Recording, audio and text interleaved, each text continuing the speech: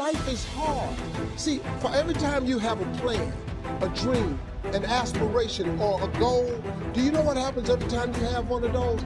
This thing comes along called life. It happens to everybody. Life has disappointment, got peaks and valleys. That most people like to feel like they're a king in the area of their comfort zone. They only want to do those things that they know how to do well.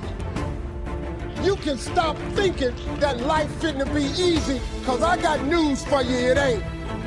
Because it's life.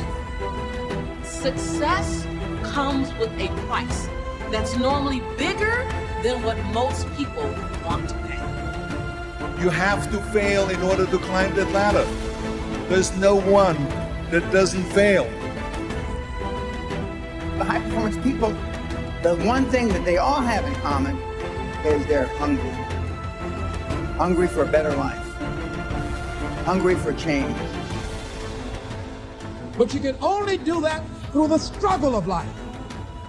Success is going to cost you way beyond money. See, success it's not something that's gifted to you. Success is something that you have to go get. I want you to stop playing the victim. You are not the victim. Because you have now developed yourself in such confidence and such competence in how to deal in the arena of life. You gotta have like a shark mentality, because if a shark swims backward, it dies.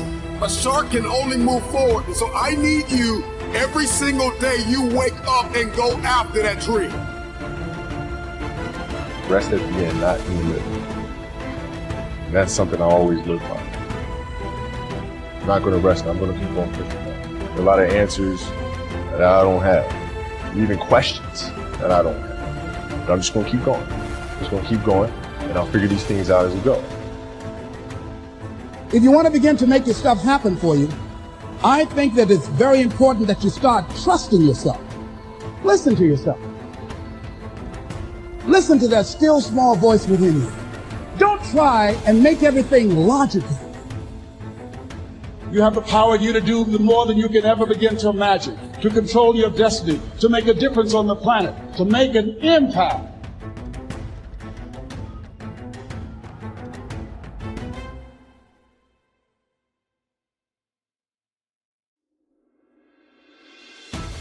When you're going through some stuff, when things go wrong, don't go with them. It's going to happen to you. It's not personal. It's going to happen to everybody. It does. It's called life. Behind every moment of adversity in your life, there is a blessing and a lesson. Your life doesn't end up an accident. Your life is a series of actions that you initiate or don't initiate. Your thoughts are going to control that roadmap. All of you have the potential for enormous success. There's a price that comes with that. First and foremost, knowing who you are. Knowing who you are. Being able to answer this question: who am I? And what do I want?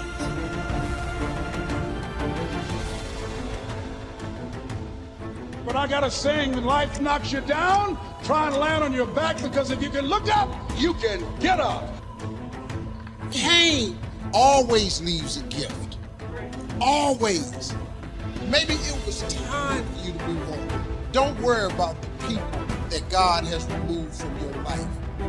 When a door gets shut, all you gotta do is walk up the hall. It's more dope. First one has to be a mindset shift specific, very specific things everyone's struggling with right now, which is really giving yourself permission to have the ambitions you have. Most people are half-hearted, half interested, half engaged in their actual dream and actual ambition. So if you want to begin to grow, you've got to put something out here that you can't reach easily, that has got to make you stretch, got to make you jump for it, got to make you get back a little bit and dig in. so that you can take a leap for it. And maybe you jump up there and you miss it and you skin your knees and you come back again and you bust your lip next time. But you keep on, and through that process, you learn how to leap higher. You start challenging yourself to dig deeper, and then you discover some things about you that you don't know right now. Some talents that you have in you that you didn't know that you can do. And I'm saying to you, give yourself a chance.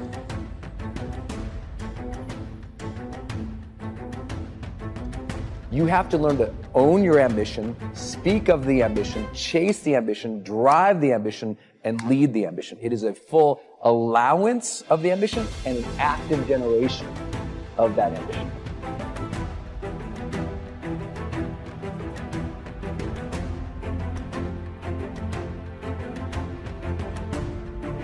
To live your life as a work of art. A work of art that's in progress.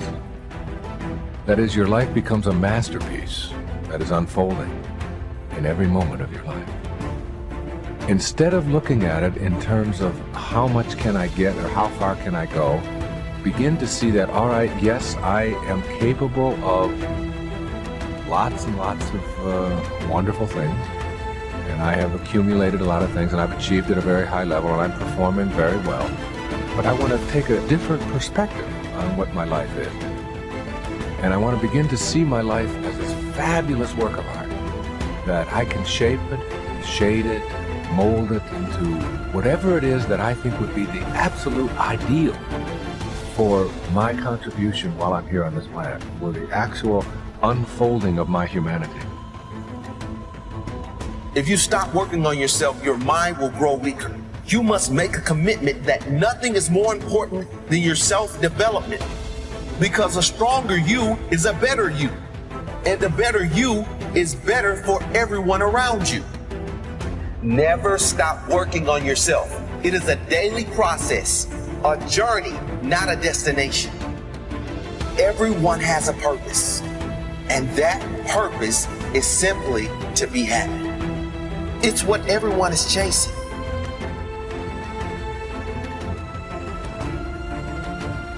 Self-development is something we haven't jumped into enough. We mistake spirituality for self-development. And we think spiritual awareness is self-development. Spiritual awareness is spiritual awareness. And it's understanding the divine and the higher power and the God, whatever you call it, and having some place to release to. That's not self-development. Self-development is doing that daggone work I just talked about, exposing the lies that are in your head that's running you, the chatter, the negative Nancy in your head, managing it and exposing it. That's our work, and no one shows us how to do that work. If you can own your brilliance while owning your imperfections, if you can own your giant while owning your smallness, if you can live in duality, constant duality, the freedom will be earth-shaking. If you can live in that. See, either you don't want to be as great as you really are, and you're trying to dim your light so that others won't feel insecure about themselves in your presence.